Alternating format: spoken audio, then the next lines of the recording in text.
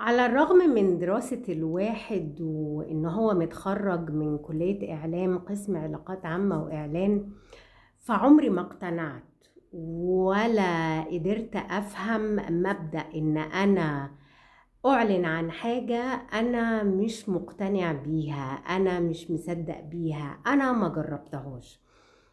فالناس اللي بتبقى public figure أو الناس اللي بتبقى influencers أو ممثلين أو whatever هم إيه، ويعملوا إعلان عن أي حاجة بدون ما يجربوها، بدون ما يبقوا مقتنعين بيها، بدون ما يشوفوا فايدتها. فده بيضر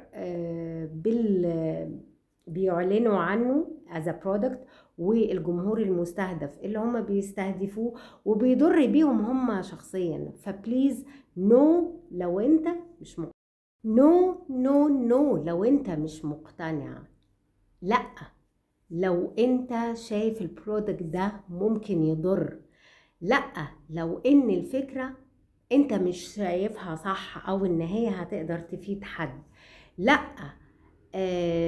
لو سمعة اللي بينتج البرودكت ده مش قد كده، او